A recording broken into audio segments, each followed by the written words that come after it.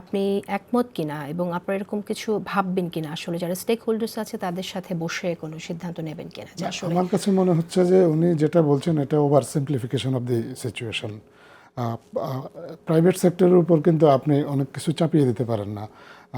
আমদানি কিন্তু সরকার করে না, করে প্রাইভেট সেক্টর। এখন আপনি বললেন আমি $3 বিলিয়ন মার্কিন যুক্তরাষ্ট্র থেকে আমদানি করব, তারপর আমার প্রাইভেট সেক্টর সেই আমদানির আগ্রহ দেখালো না, তো সেক্ষেত্রে তখন হিতে বিপরীত হতে পারে।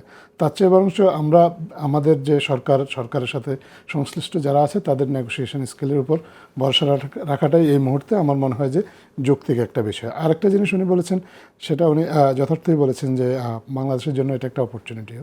আমরা সবাই জানি ইংরেজিতে একটা কথা আছে যে every cloud has a silver line. আমাদের এক্ষেত্রে আমরা কিছু সিলভার লাইনিং আছে আমাদের।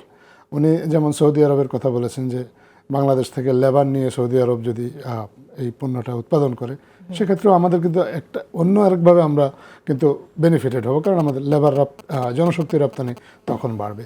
বা আমাদের আফ্রিকার দেশগুলোতে আপনার ট্যারিফের সংখ্যা কম। আমাদের দেশের অনেক গার্মেন্টস মালিকের কিন্তু আফ্রিকাতেই ফ্যাক্টরি স্থাপন করা হয়েছে আছে। যেমন আমি জানি যে আমাদের কয়েকটা গ্রুপের ইথিওপিয়াতে আপনার ফ্যাক্টরি আছে।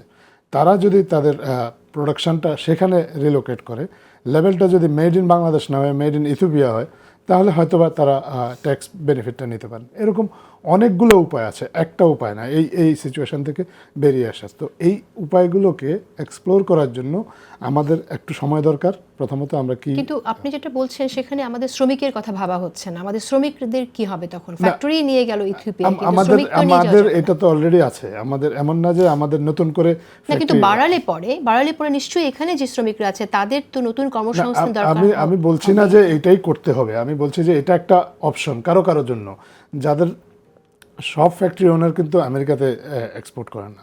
অনেকের আপনার মেজর এক্সপোর্ট ডেস্টিনেশন হচ্ছে ইউরোপ। আবার আমাদের জন্য আরও কিছু ঝুঁকিরও বিষয় আছে। যেমন আমরা আমেরিকাতে আপনার টেক্সটাইল রপ্তানি করলে আমরা কিন্তু জিএসপি সুবিধাটা আমাদের টেক্সটাইল সেক্টর পায় না, যেটা ইউরোপে পায়।